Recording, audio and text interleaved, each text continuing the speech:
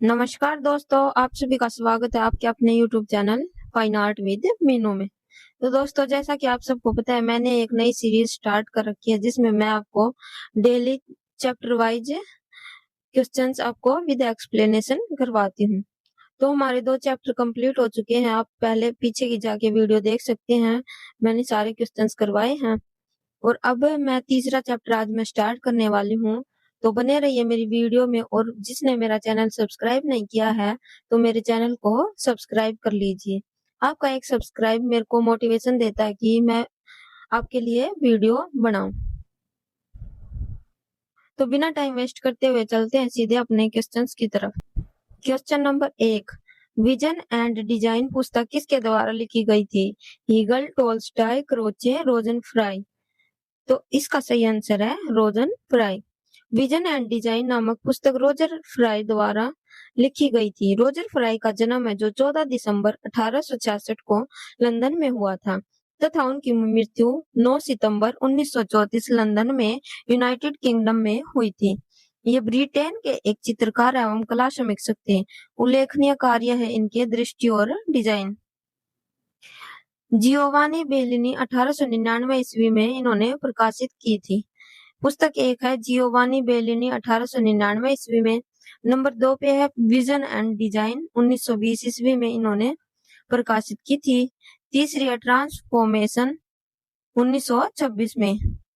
उसके बाद है फोर्थ सेजेन 1927 ईस्वी में। हेनरी मैटिस 1930 ईस्वी में। सन 1933 ईस्वी में रोजर फ्राई को कैम्ब्रिज यूनिवर्सिटी में ललित कला का स्टेल प्रोफेसर के रूप में नियुक्त किया गया था। क्वेश्चन नंबर 2 है, विचारकों का निम्न समूह किस कालक्रम से संबंध रखता है? सुकरात, प्लेटो, अरस्तु, आइंस्टीन। तो ये जितने भी ये सारे हैं आर्टिस्ट, तो इनका आपको टाइम पीरियड बताना है। 470 बीसी से 430 एडी, 480 बीसी से 1142 AD, 1126 BC to 1337 AD, 1266 BC to 1349 AD. तो इसका सही आंसर है दोस्तों 470 बीसी से 430 एडी के बीच में इनका कालक्रम है। सुकरात का जन्म है जो 430 ईसा पूर्व यूनान में हुआ था। इनकी मृत्यु 399 ईसा पूर्व में एथेंस यूनान में हुई थी। सुकरात ने बुद्ध की तरह किसी ग्रंथ की रचना नहीं किया। इनका कथन है, मैं जानता हूँ कुछ नहीं जानता हूँ। All I know is that I know nothing।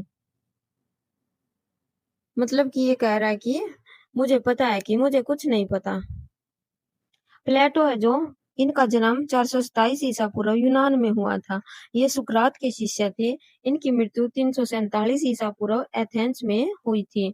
यह भी यूनान के दार्शनिक थे। इन्होंने काफी सारी पुस्तकें लिखी थी, जिनमें से ये हैं। नंबर 1 पे है एपोलॉजी, नंबर 2 पे है फीडो, नंबर 3 पे है सिम्पेजियम, नंबर 4 पे है रिपब्लिक कथन, कला सत्य की अनुकृति है। अरस्तु, अब हम अरस्तु देखते हैं। अरस्तु का जन्म है जो 384 ईसा पूर्व यूनान में हुआ था।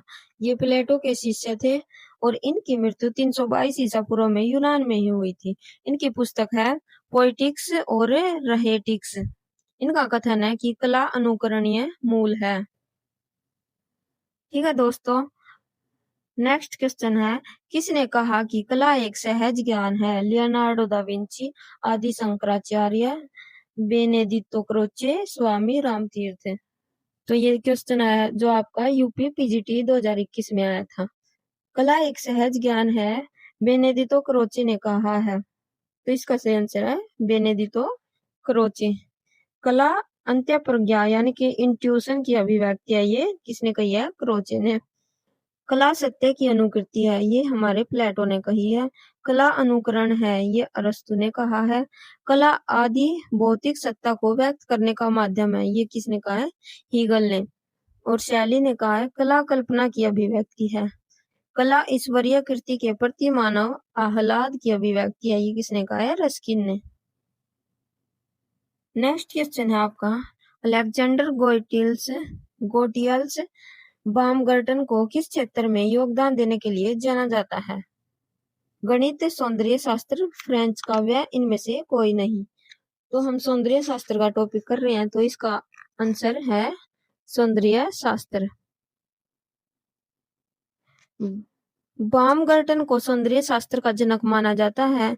इनका जन्म 17 जुलाई 1714 ईस्वी में बर्लिन जर्मनी में हुआ था और इनकी मृत्यु 27 मई 1762 ईस्वी में हुई थी। इनके उल्लेखनीय विचार हैं कि कामुक अनुभूति की पूर्णता के रूप में सौंदर्य शास्त्र। इनकी एक पुस्तक है एस्थेटिक्स। यह आया था आपका यूपी हायर असिस्टेंट प्रोफेसर के एग्जाम में। नेक्स्ट क्वेश्चन है द सेंस ऑफ ब्यूटी सौंदर्य शास्त्र की पुस्तक के लेखक कौन है? जी संतायना, क्रोसी, हर्बर्ट रीड, अरस्तु। ये यूपी पीजीटी का क्वेश्चन है। इसका सही आंसर है जी संतायना। द सेंस ऑफ ब्यूटी सौंदर्य शास्त्र की पुस्तक के लेखक संतायना है। द लाइफ ऑफ रेशन पुस्तक भी जॉर्ज संतायना की है। सौंदर्य शास्त्र संवेदात्मक, भावात्मक गुणधर्म और मूल्यों का अध्ययन है। कला, संस्कृति और प्रकृति प्रत्यांकन की सौंदर्य शास्त्र है। सौंदर्य शास्त्र दर्शन शास्त्र का एक अंग है। इसे सौंदर्य मीमांसा तथा आनंद मीमांसा भी कहते हैं। मीनिंग ऑफ आर्ट के लेखक हर्बर्ट रीड हैं। पाश्चात्य सौंदर्य शास्त्र अनुकृति सिद्धांत के प्रणेता पहले प्लेटो हैं, उसके बाद अरस्तु है। नेक्स्ट क्वेश्चन है हमारा, इनमें से अभिनव गुप्त के अनुसार नौवां रस कौन सा है? वीर, हास्य, अद्भुत, शांत। तो इसका सही आंसर है दोस्तों शांत रस। अभिनव गुप्त के अनुसार नौवां रस शांत रस है। चित्र में रस के प्रकार दिखाई देते हैं और उसके स्थायी भाव 9 हैं। चित्र सूत्र में 9 रस माने गए हैं। भारतीय रस सिद्धांत में भावों को स्थायी विभाव, अनुभव एवं संचारियों में वर्गीकृत किया गया है और इन्हें रस निष्पत्ति का साधन माना गया है। आरंभ में भरत मुनि ने 8 रस तथा उसके 8 स्थायी भाव माने हैं। नाट्य शास्त्र में भरत मुनि ने 49 भावों का वर्णन किया है। 8 स्थायी भाव, 8 सात्विक, 33 संचारी भाव। तो हम अब इनके रस और इनके भाव देख लेते हैं और इनका रंग देख लेते हैं। तो सबसे पहले हमारा श्रृंगार रस। श्रृंगार रस का भाव है रति और इसका रंग होता है श्याम रंग। नंबर 2 पे है हास्य। हास्य का भाव होता है हास। हास मतलब कि श्वेत रंग। नंबर 3 पे है करुण, शोक और रंग होता है इसका कपोत। नंबर 4 पे है वीर रस, जो इसका स्थायी भाव होता है उत्साह और जो रंग होता है वो गौर होता है। नेक्स्ट है रौद्र, यानी कि इसका स्थायी भाव है क्रोध और इसका रंग है रक्त। भयानक, इसका स्थायी भाव है भय और रंग है इसका कृष्ण। विभत्स, जुगुप्सा, इसका स्थायी भाव है, रंग है इसका नीला। अद्भुत रस, विस्मय का भाव है और रंग है पीला। शांत रस, निर्वेद, सफेद। तो ये थे आपके 9 रस और इनके स्थायी भाव इंपॉर्टेंट है। रंग इतने इंपॉर्टेंट नहीं है, लेकिन ये स्थायी भाव आपको जरूर याद करने चाहिए। एक क्वेश्चन के अंदर काफी सारे क्वेश्चंस आपके ऐड हो जाते हैं। नेक्स्ट क्वेश्चन है, रीति सिद्धांत का प्रतिपादन किस दार्शनिक ने किया था? तुलसीदास, आचार्य वाल्मीकि, कबीरदास, आचार्य वामन। तो इसका सही आंसर है आचार्य वामन। रीति सिद्धांत का प्रतिपादन आचार्य वामन ने किया था। उन्होंने काव्य अलंकार सूत्रवृत्ति में रीति को काव्य की आत्मा घोषित किया है। उनके अनुसार पदों की विशिष्ट रचना ही रीति है। रीति संप्रदाय आचार्य वामन 9वीं सदी द्वारा प्रवर्तित एक काव्य संप्रदाय है जो रीति को काव्य की आत्मा मानता है। लक्षण ग्रंथों में प्रयुक्त रीति शब्द का अर्थ ढंग, शैली, प्रकार, मार्ग तथा प्रणाली है। नेक्स्ट क्वेश्चन है, निम्नलिखित में से किसी वस्तु के सौंदर्य को देखने के लिए सहायक होती है? नेत्रिय, इंद्रिय संवेदना, रस और भाव। तो इसका सही आंसर है इंद्रिय संवेदना। किसी भी वस्तु के सौंदर्य को देखने के लिए इंद्रिय संवेदना सहायक होती है। ज्ञानेंद्रियों के माध्यम से हमारे मस्तिष्क में वस्तु जगत के बिंब बनते हैं, जैसे रूप का बिंब, रंग का बिंब या ध्वनि का बिंब, स्पर्श, कठोरता या कोमलता का बिंब आदि हमारी इंद्रिया संवेदना माध्यम से महसूस करती हैं। नेक्स्ट क्वेश्चन है, इनमें से काव्य प्रकाश के रचयिता कौन है? महाकवि भास, आनंद कुमार स्वामी, कालिदास, आचार्य मम्मट। तो इसका सही आंसर है आचार्य मम्मट। काव्य प्रकाश के लेखक आचार्य मम्मट हैं। काव्य शास्त्र या अलंकार सिद्धांत रचनाकार आचार्य बामे हैं। ध्वनि सिद्धांत आनंदवर्धन ने दिया है। और अगला है अभिव्यक्तिवाद का सिद्धांत अभिनव गुप्त ने दिया है। अनुमतिवाद का सिद्धांत शंकुक ने दिया है। भुक्तिवाद का सिद्धांत है जो भट्टनायक ने प्रतिपादित किया है। नेक्स्ट क्वेश्चन है, अभिकथन सृजनात्मक आवेग समस्त कलाओं में एक प्रमुख बल है। इसका कारण क्योंकि कलाकार सर्वोच्च सत्ता के आनंद को अनुभूत करता है। तो इसका सही आंसर है ए और बी, आपके दोनों सही हैं। सृजनात्मक आवेग समस्त कलाओं का एक प्रमुख बल है, क्योंकि ये आवेग ही कलाकार को सर्वोच्च सत्ता के आनंद को अनुभूत कराने के साधन होते हैं। सृजनात्मकता के सिद्धांत अरस्तु ने दिया तथा इसे स्पष्ट करते हुए कहा है कि सृजनात्मकता ही कला है। नेक्स्ट क्वेश्चन है, विरेचन का सिद्धांत किस दार्शनिक से संबंधित है? सुकरात, बेनेडिक्टो, क्रोचे, सिगमंड फ्रायड, अरस्तु। तो इसका सही आंसर है अरस्तु।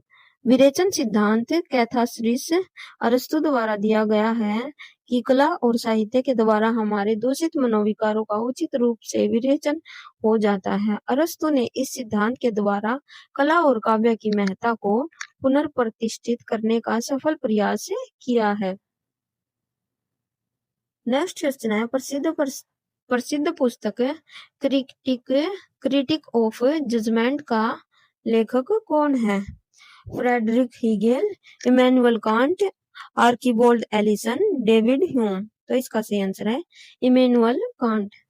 क्रिटिक ऑफ जजमेंट के लेखक इमैनुअल कांट है। The philosophy of fine art रचित ग्रंथ जर्मन दार्शनिक हीगल का है। The analysis of beauty William Hogarth की पुस्तक है। आइडियल्स ऑफ द ईस्ट पुस्तक ओकाकुरा की है। पिंपल्स ऑफ आर्ट 1938 ईस्वी में तथा आइडिया ऑफ हिस्ट्री 1946 ईस्वी के लेखक कलिंगवुड हैं। नेक्स्ट क्वेश्चन है, सहानुभूति की अवधारणा को किसने प्रस्तुत किया था? समानुभूति की Thomas Lawrence, Tammy Hicks, Theodor Lipps, Esther Lincoln. तो इसका सही आंसर है थियोडोर लिप्स। समानुभूति की अवधारणा थियोडोर लिप्स ने प्रस्तुत की थी। किसी व्यक्ति की ऐसी संवेदनात्मक प्रतिक्रियाएं जो एक दूसरे लोगों पर केंद्रित होती हैं या जिसका रुझान दूसरे की तरफ होता है और जिससे करुणा की अनुभूति, हमदर्दी और चिंताएं शामिल होती हैं, उसे सहानुभूति कहते हैं। नेक्स्ट क्वेश्चन है दोस्तों, आन मोनार्की ग्रंथ किसका है? दांते, प्लेटो, हीगेल, कांट। तो इसका सही आंसर है दोस्तों दांते का है। आन मोनार्की राजशाही पुस्तक है जो नामक ग्रंथ दांते एलिगियरी का है। इटली मध्यकाल के सबसे महान कवि दांते का जन्म 1956 ईस्वी में हुआ था। दांते का सुप्रसिद्ध महाकाव्य डिवाइन कॉमेडी अपने ढंग का अनुपम प्रतीक महाकाव्य है। पहाड़ी चित्रकला का निर्माण क्षेत्र है राजस्थान, मध्य प्रदेश, जम्मू एवं कश्मीर, हिमाचल प्रदेश। तो इसका सही आंसर है दोस्तों हिमाचल प्रदेश। पहाड़ी चित्रकला का विकास 17वीं से 19वीं शताब्दी के दौरान जम्मू से अल्मोड़ा और गढ़वाल एवं उप हिमालयी भारत एवं हिमाचल प्रदेश में हुआ था। पहाड़ी चित्रकला दो स्पष्ट भिन्न शैलियों साहसिक और गहन बसोहली और नाजुक भावपूर्ण कांगड़ा से निर्मित है। मतलब कि पहाड़ी चित्रकला है जो वो दो शैलियां इसकी प्रमुख मानी जाती है, बसोहली और कांगड़ा। पहाड़ी चित्रकला का अवधारणा तथा भावनाओं की दृष्टि से राजस्थानी चित्रकला से नजदीकी संबंध रखती है। यह उत्तर भारतीय मैदानों की राजपूत चित्रकला से मेल खाती है। नेक्स्ट क्वेश्चन है दोस्तों, भारतीय सौंदर्य शास्त्र में ध्वनि सिद्धांत का प्रतिपादक कौन है? आनंद वर्धन, भरत मुनि, वराह मिहिर, विष्णुगुप्त। तो इसका सही आंसर है आनंद वर्धन। भारतीय सौंदर्य शास्त्र में ध्वनि सिद्धांत आनंद वर्धन ने दिया था। अनुमतिवाद का ये और सारे दो चार जो सिद्धांत वो किसने दिए थे वो इसमें बताए गए हैं। तो शंकुक ने दिया था अनुमतिवाद का सिद्धांत। भुक्तिवाद सिद्धांत के प्रतिपादक भट्टनायक जी हैं। अलंकार सिद्धांत के प्रणेता आचार्य बामय हैं। काव्य शास्त्र के रचनाकार भी बामय हैं। अभिव्यक्तिवाद सिद्धांत है जो अभिनव गुप्त का है। नेक्स्ट क्वेश्चन है, सौंदर्य अंग है, किसका अंग है वो हमें बताना है। दर्शन शास्त्र का, राजनीति शास्त्र का, रसायन शास्त्र का, मनोविज्ञान का। तो इसका सही आंसर है दोस्तों दर्शन शास्त्र का, यानी कि सौंदर्य शास्त्र का। सौंदर्य दर्शन शास्त्र का अंग है। जर्मनी समस्त यूरोप में अपने दार्शनिकों और वैज्ञानिकों के लिए विशिष्ट रहा है। यद्यपि प्लेटो अरस्तु के समय से कला पर दार्शनिक एवं आलोचनात्मक विवेचन होते चले आए हैं, परंतु एक विशिष्ट विषय के रूप में सौंदर्य एवं कला पर दार्शनिकों द्वारा विचार विमर्श 8वीं सदी के उत्तरार्ध से ही गंभीरता पूर्वक आरंभ हुआ था। यूरोप में सौंदर्य को अध्ययन का एक स्वतंत्र विषय बनाने वाला प्रथम दार्शनिक बामगार्टन था। कौन था दोस्तों? बामगार्टन। बामगार्टन ने 1750 ईस्वी में अपने एस्थेटिका नामक ग्रंथ की रचना की, जिसमें उसने एस्थेटिक्स शब्द की व्याख्या philosophy of taste, theory of fine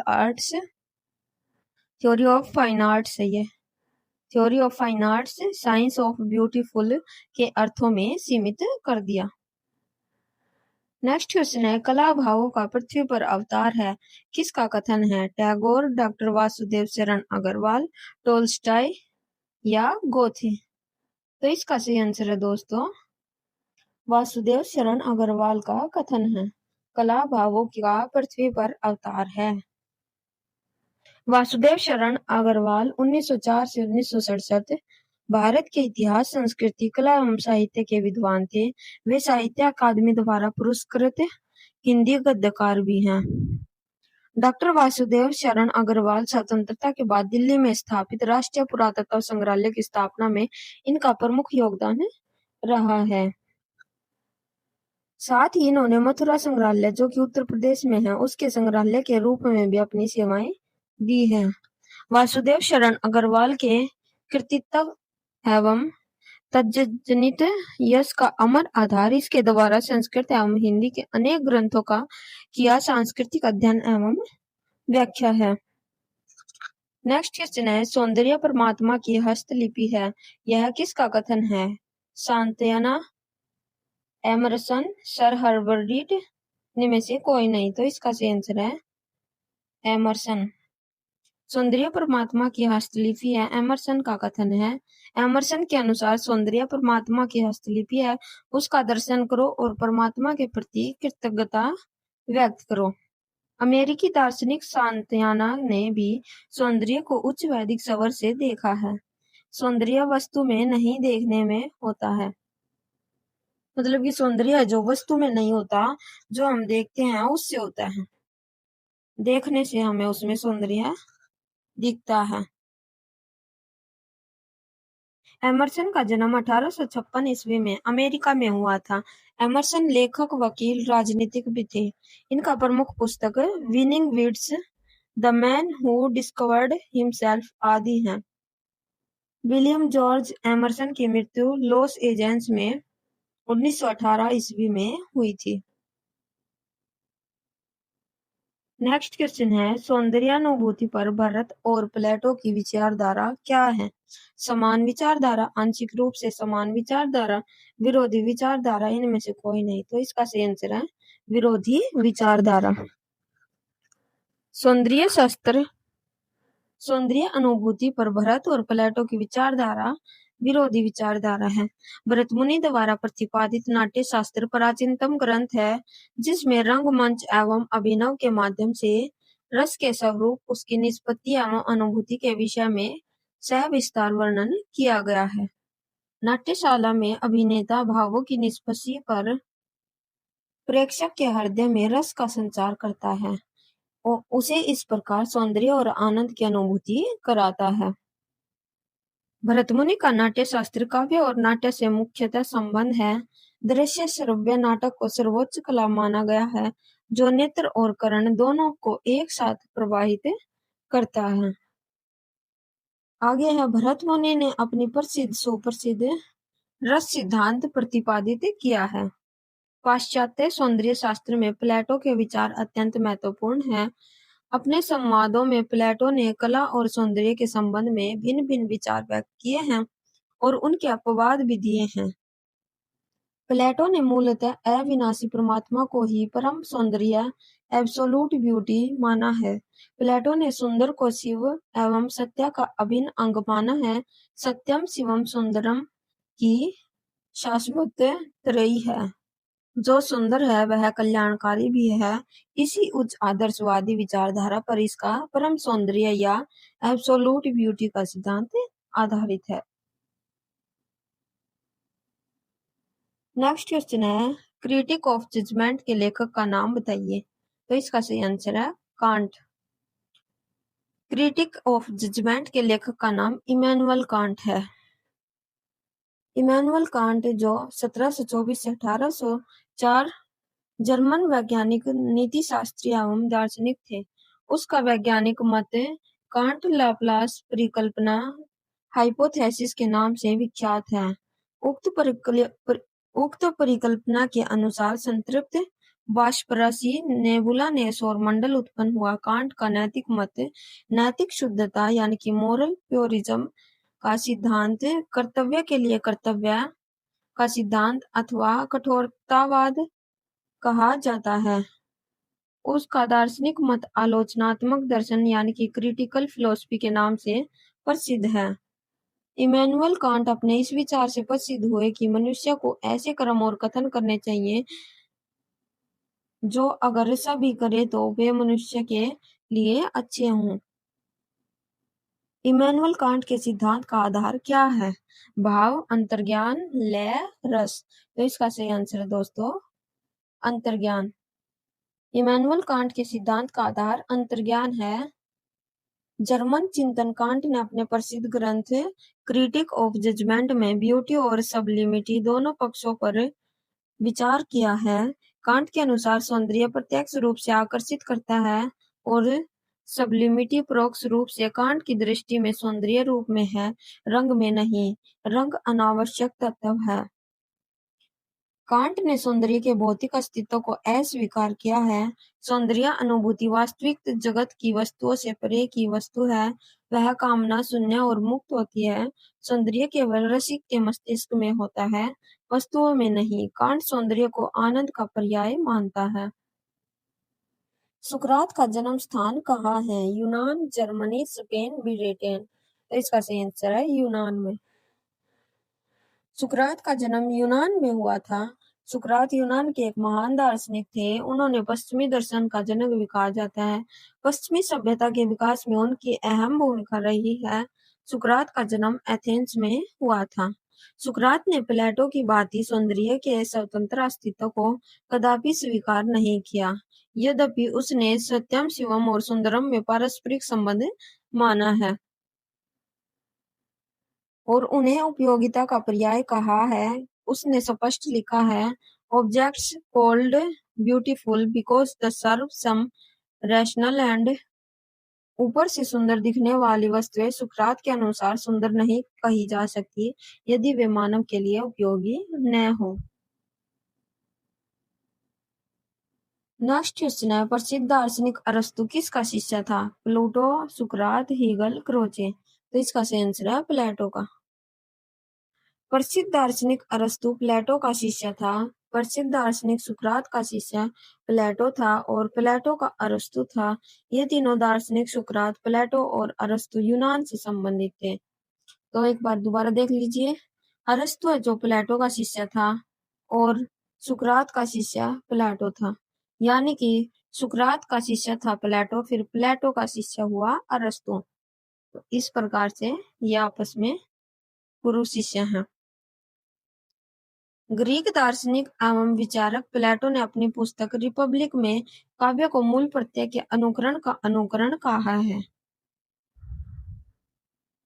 प्लेटो के प्रमुख ग्रंथ है Republic, the statesman, the laws, symposium और इयोन आदि प्लेटो के प्रमुख ग्रंथ हैं। अरस्तु यूनानी दार्शनिक थे। वे प्लेटो के शिष्य व सिकंदर के गुरु थे। उनका जन्म स्टेगिरिया नामक नगर में हुआ था। अरस्तु ने भौतिकी, आध्यात्मक, कविता, नाटक, संगीत, तर्कशास्त्र, राजनीति शास्त्र, नीति शास्त्र, जीव विज्ञान सहित कई विषयों पर रचना की थी। अरस्तु का पॉलिटिक्स नामक ग्रंथ भी प्रसिद्ध है। नेक्स्ट क्वेश्चन है, दृश्यबोध के गेस्टाल्ट मनोविज्ञान का जनक कौन है?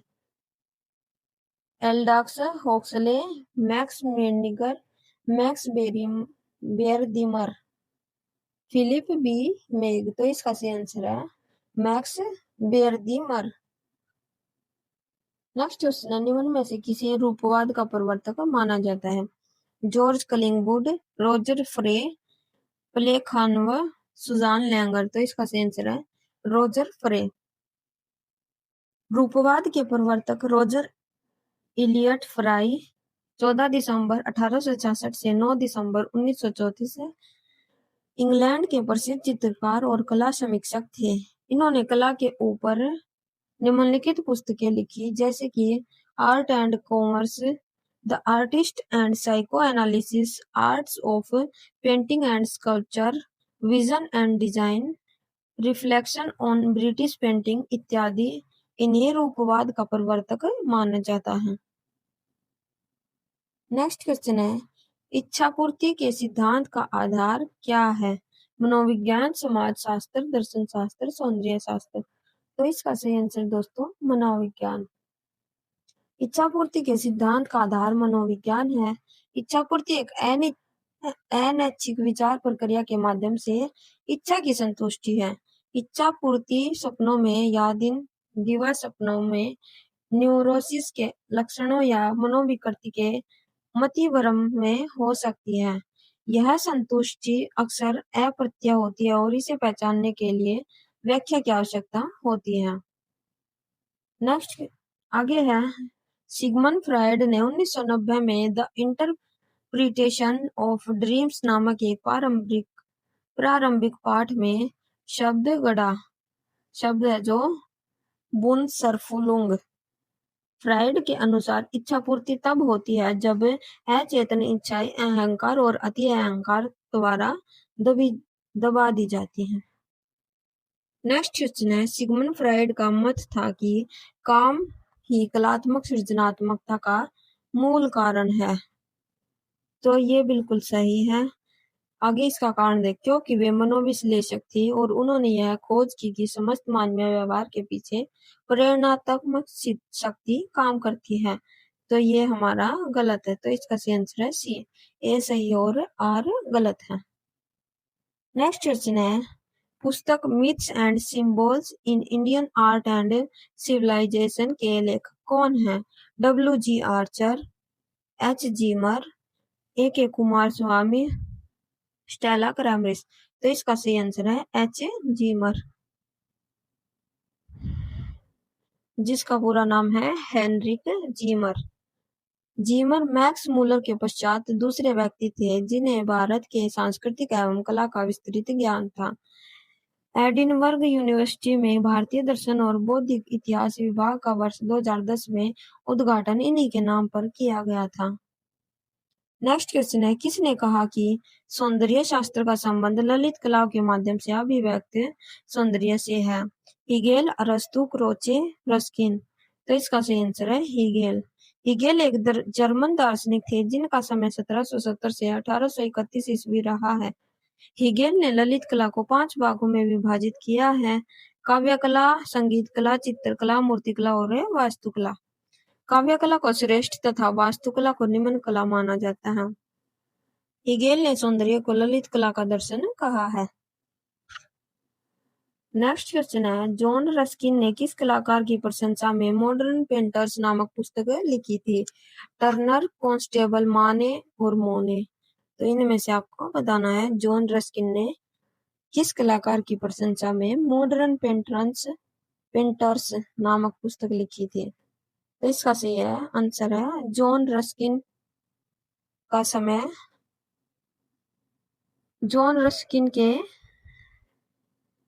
लिए जॉन रस्किन की प्रशंसा में उन्होंने यह पुस्तक लिखी थी। मॉडर्न पेंटर्स नामक पुस्तक में लिखे गए हैं जो आंग्ल दृश्य चित्रकार टर्नर की कला की प्रशंसा में लिखी गई थी।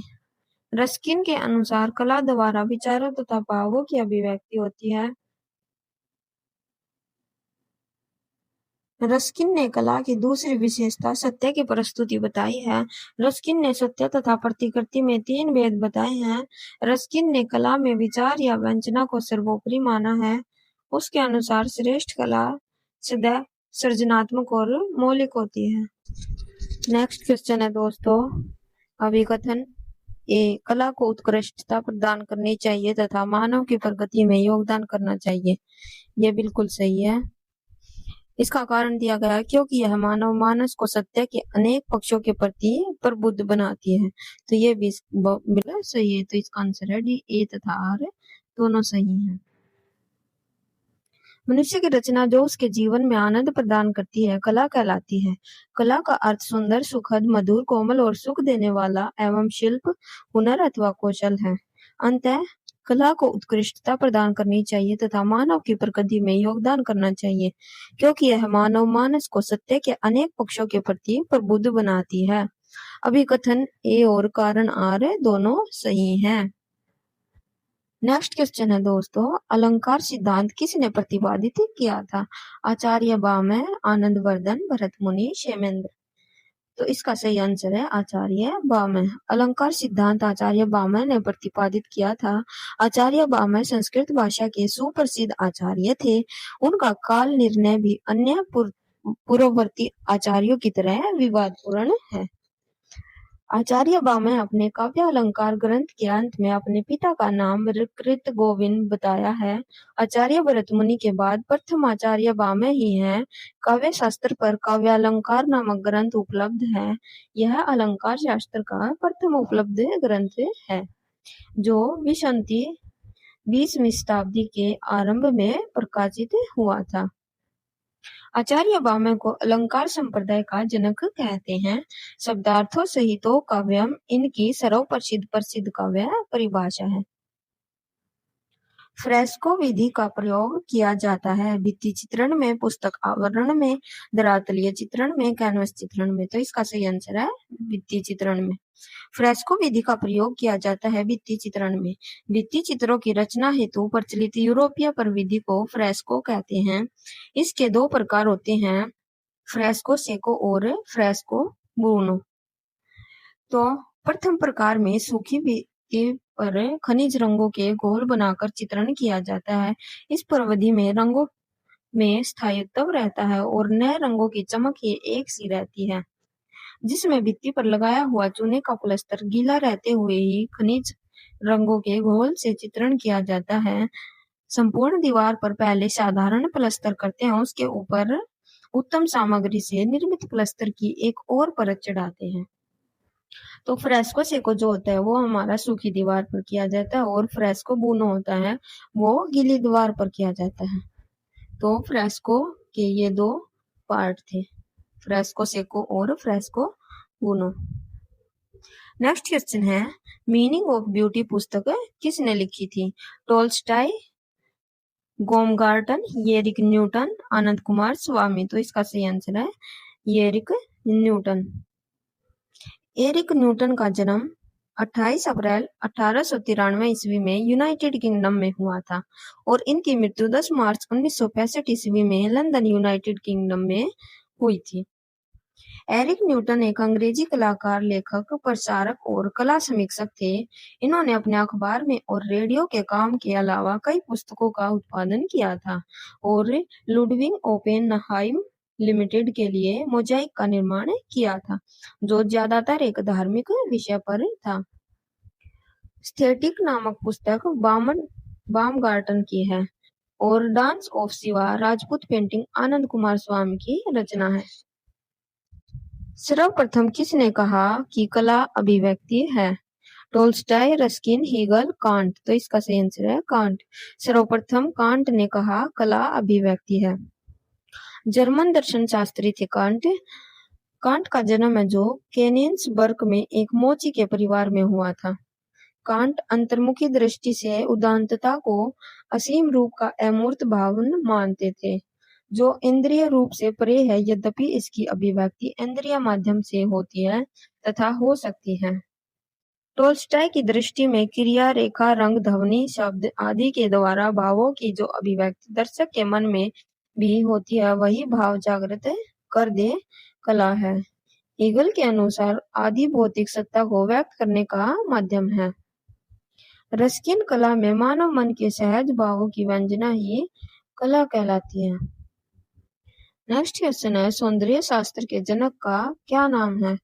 शेक्सपियर, प्लेटो, भरत मुनि, बामगार्टन। तो इसका सही आंसर है बामगार्टन। सौंदर्य शास्त्र के जनक का नाम बामगार्टन है। बामगार्टन एक सुप्रसिद्ध जर्मन सौंदर्य शास्त्री थे। बामगार्टन का जन्म 1714 ईस्वी में बर्लिन, जर्मनी में हुआ था। बामगार्टन की प्रसिद्ध पुस्तक है जो है एस्थेटिक्स। सौंदर्य शास्त्र संवेदनात्मक, भावात्मक गुण, धर्म और मूल्यों का अध्ययन है। कला, संस्कृति और प्रकृति का प्रत्यांकन ही सौंदर्य शास्त्र है। सौंदर्य शास्त्र दर्शन शास्त्र का एक अंग है और इसे सौंदर्य मीमांसा तथा आनंद मीमांसा भी कहते हैं। नेक्स्ट क्वेश्चन है, रसो वैसे विचारधारा पाश्चात्य है, भारतीय, जर्मन, इनमें से कोई नहीं। तो इसका सही आंसर है भारतीय विचारधारा है। रसो वैसे सूत्र है, सीधा साधा अर्थ है, वह रस रूप है। लेकिन अनुवाद में तुम देखते हो फर्क हो गया। भगवान रस रूप है, वह तत्काल भगवान हो गया। वह का मजा और भगवान में बात बिगड़ गई, वह न रही, क्योंकि भगवान का अर्थ हो गया व्यक्ति। वह तो निव्यक्तिक संबोधन था, भगवान का अर्थ हो गया राम, कृष्ण, बुद्ध, महावीर। व्यक्ति ही भगवान हो सकता है। जब भी हम भगवान शब्द का उपयोग करते हैं तो वह व्यक्तिवादी हो जाता है। नेक्स्ट क्वेश्चन है, मीनिंग ऑफ आर्ट पुस्तक के लेखक कौन है? Herbert Read, Stella Kramrisch, Roger Fry, Anand Kumar स्वामी। तो मीनिंग ऑफ आर्ट बुक के लेखक है जो वो है हर्बर्ट रीड। हर्बर्ट रीड ने यह भी कहा है कि यद्यपि अभिव्यंजना ही कला है, किंतु प्रत्येक अभिव्यंजन कला नहीं है। हर्बर्ट रीड का जन्म 4 दिसंबर 1893 ईस्वी में यॉर्कशायर, इंग्लैंड में हुआ था। हर्बर्ट रीड एक अंग्रेजी कला इतिहासकार, कवि, साहित्यिक आलोचक और दार्शनिक थे, जिन्हें कला पर कई पुस्तकों के लिए जाना जाता है, जिनके कला पर प्रभावशाली खंड शामिल थे। नेक्स्ट क्वेश्चन है, निम्नलिखित में से कांट के सौंदर्य शास्त्र सिद्धांत को पहचानिए। Theory of intuition, theory of critique of pure reason, theory of imitation, theory of critical of judgement, theory of imagination. तो इसका सही आंसर हो जाएगा बी और D, theory of critique of pure reason और theory of critical of judgement. ये दोनों can't के सौंदर्य शास्त्र सिद्धांत को हैं। इसके एक्सप्लेनेशन है, इमैनुअल कांट का जन्म 1724 ईस्वी में जर्मनी के कोनिगुजबर्ग में नगर में हुआ था। कोनिगुजबर्ग शहर आज रूस में है। अब इसका नाम कालिनिनग्राद है। कांट ने बामगार्टन के सिद्धांतों का खंडन किया। कांट के सौंदर्य सिद्धांत निम्नलिखित है। नंबर 1 है क्रिटिक ऑफ जजमेंट, नंबर 2 है theory of critique of pure reason. Kant ने क्रिटिक ऑफ जजमेंट में सौंदर्य की व्याख्याएं की हैं। उसके अनुसार वह वस्तु जो हमें केवल आनंद प्रदान करती है उसे हमें सुंदर नहीं कहना चाहिए। पेंटिंग, स्कल्पचर आदि कलाओं के संबंध में व्याख्या करते हुए कांट ने लिखा है कि उसमें डिजाइन इंद्रिय सत्र की तुलना में उसे श्रेष्ठतर पाया। Theory of critique of reason Kant के प्रौढ़ ग्रंथों में यह सर्वश्रेष्ठ दार्शनिक सौंदर्य ग्रंथ है। यह ग्रंथ है जो 1781 ईस्वी में प्रकाशित हुआ था। नेक्स्ट क्वेश्चन है, आर्ट एंड एक्सपीरियंस पुस्तक की रचना किसने की थी? C.J. Ducasse, John Dewey, Nelson Goodman, Archie Collingwood. तो इसका सही आंसर है जॉन डेवी ने इसकी रचना की थी। रॉबिन जॉर्ज कॉलिंगवुड का जन्म है जो 22 फरवरी 1889 ईस्वी में इंग्लैंड में हुआ था। कलिंगवुड एक अंग्रेजी दार्शनिक, इतिहासकार व पुरातत्वविद थे। इन्हें दार्शनिक कार्यों के लिए जाना जाता है। प्रथम पुस्तक है इसकी द प्रिंसिपल ऑफ आर्ट 1938 ईस्वी में प्रकाशित हुई। द आइडिया ऑफ हिस्ट्री 1940 में। कला अभिव्यंजना है किसने कहा है? क्रोचे, स्लिंग, सुजैन लैंगर, क्लाइव वेल्स। तो इसका सही आंसर है क्रोचे ने कहा है कला अभिव्यंजना है। और बाकी जो और बहुत सारे विद्वानों ने कला को क्या क्या कहा है वो देखते हैं हम आगे। अभिव्यक्ति का आह्लादक या रंजक स्वरूप को कला मानते हैं हर्बर्ट रीड। कला में मनुष्य अपनी अभिव्यक्ति करता है, यह किसने कहा है? रविंद्रनाथ टैगोर ने। कला दमित वासनाओं का उभरा हुआ रूप है, यह कहा है फ्रायड ने। कला सत्य की अनुकृति है, प्लेटो ने कहा है। कला आदमी को अभिव्यक्ति देती है, P.N. चोयल ने यह कहा है। नेक्स्ट क्वेश्चन पे चलते हैं। कला सत्य की अनुकृति है, यह किसका कथन है? क्रोचे, टोल्स्टाय, हेगल, प्लेटो। कला सत्य की अनुकृति है, यह कहा है प्लेटो ने। और बाकी जो ये हैं अभी मैंने आपको पढ़ाए थे ऊपर वही हैं, एक दो अलग दे रखे हैं वो मैं बता देती हूँ। कला भौतिक सत्ता को व्यक्त करने का माध्यम है, किसने कहा है? हीगेल ने। और कला एक अभिव्यक्ति है, यह कहा है रस्किन ने। कला कल्पना की अभिव्यक्ति है, शैले ने कहा है। नेक्स्ट क्वेश्चन है, कला दमित भावनाओं का परिणाम है, किसने कहा है? Freud, Kant, Anand Kumar Swami, Hegel. तो इसका सही आंसर है फ्रायड ने। कला दमित वासनाओं का परिणाम फ्रायड ने कहा है। हेगेल ने कहा है आदि भौतिक सत्ता को व्यक्त करने का माध्यम माना जाता है कला को। अरस्तु कला को अनुकरण माना है। क्रोचे की दृष्टि से कला बाह्य प्रभाव की आंतरिक अभिव्यक्ति है।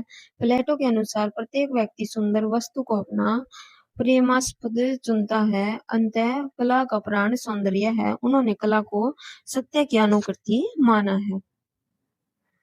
नेक्स्ट क्वेश्चन है, एस्थेटिक्स शब्द की उत्पत्ति हुई है यूनानी भाषा से, हिंदी भाषा से, अंग्रेजी भाषा से, उर्दू भाषा से। तो इसका सही आंसर है यूनानी भाषा से।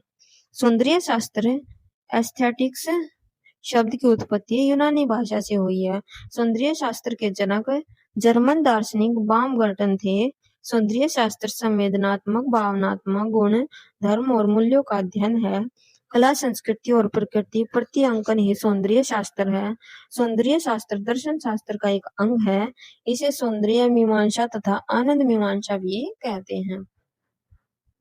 नेक्स्ट क्वेश्चन है, वेदांत के आधार पर अभिव्यक्तिवाद का प्रतिपादन किसने किया था?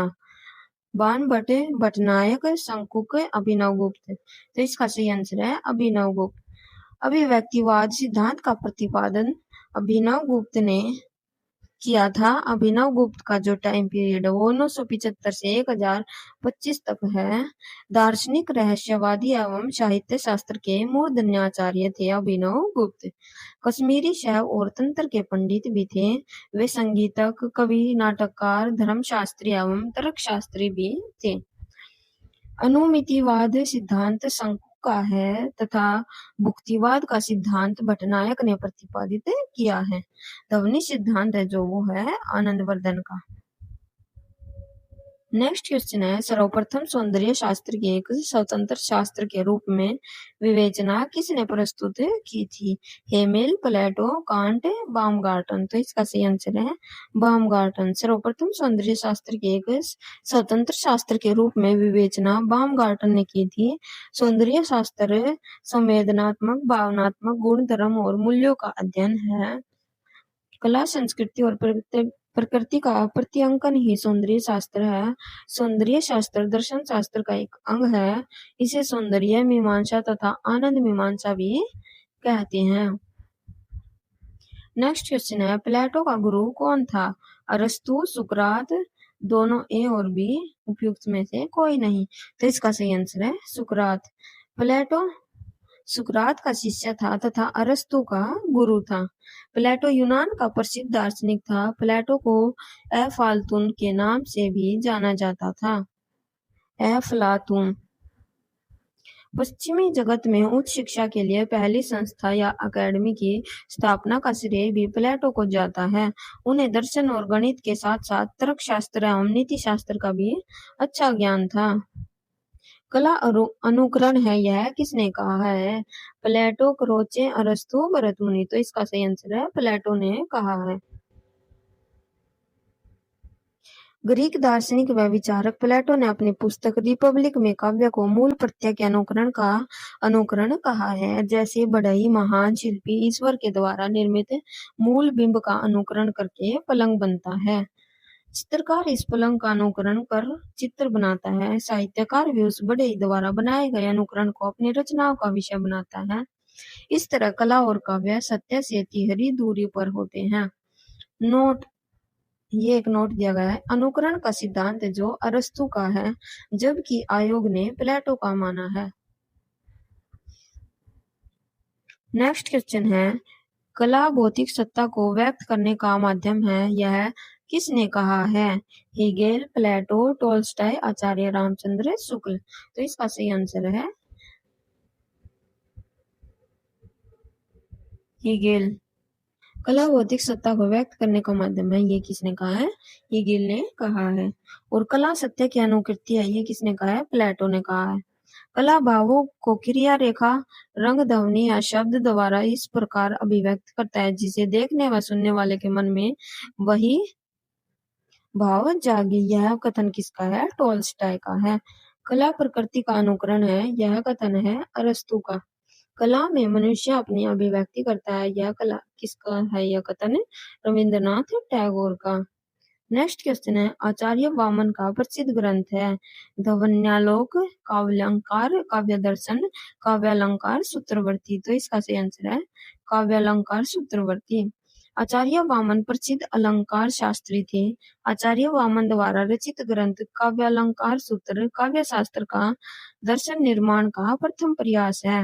यह ग्रंथ सूत्र में है, वे रीति को काव्य की आत्मा कहते हैं। यह ग्रंथ सूत्र शैली में लिखा गया है। इसमें 5 अधिकरण है। इस ग्रंथ में कुल 12 अध्याय हैं। नेक्स्ट क्वेश्चन है, हेगेल के दर्शन से किस वाद का जन्म हुआ था? प्रभाववाद, घनवाद, मार्क्सवाद, फाववाद। तो इसका सही आंसर है मार्क्सवाद। जर्मन दार्शनिक हेगेल से मार्क्सवाद का विचार पनपा, जिसने पाश्चात्य राजनीतिक व्यवस्था में भारी परिवर्तन ला दिया था। हेगेल ने सारी सृष्टि को विचार के विकास का परिणाम मानते हुए पक्ष, प्रतिपक्ष तथा समन्वय का उल्लेख किया था। कार्ल मार्क्स ने विकास की इस प्रक्रिया को पदार्थ के स्तर पर स्वीकार किया था। नेक्स्ट क्वेश्चन है, निम्न में संत ऑगस्टाइन का काल कौन सा है? तो इसका सही आंसर हो जाएगा दोस्तों हमारा संत ऑगस्टाइन है, जो उसका काल है 354 ईसा से लेकर 430 ईस्वी में समय काल रहा है। संत ऑगस्टाइन का जन्म तगस्ते नामक उत्तर अफ्रीका वर्तमान में है, जो अल्जीरिया के एक नगर में हुआ था। ऑगस्टाइन ने ईसाई धर्म के प्रभाव के कारण कलाओं को, विशेषतः ललित कला को हवा और धुआं कहकर विलासितापूर्ण असत्य कहा है। ऑगस्टाइन ने कहा कि रंगमंचीय मनोरंजन कामुकतापूर्ण है। नेक्स्ट क्वेश्चन है दोस्तों, किसके अनुसार रंगमंचीय कलाएं कामुकतापूर्ण है? बामगार्टन, संत ऑगस्टाइन, क्रोचे, रोजर फ्राई। तो इसका सही आंसर है संत ऑगस्टाइन। नेक्स्ट क्वेश्चन है तो दोस्तों आज के लिए इतने ही। फिर मिलते हैं आपको नेक्स्ट वीडियो में। तब तक के लिए मेरी वीडियो अच्छी लगी हो तो मेरे चैनल को सब्सक्राइब कर लीजिए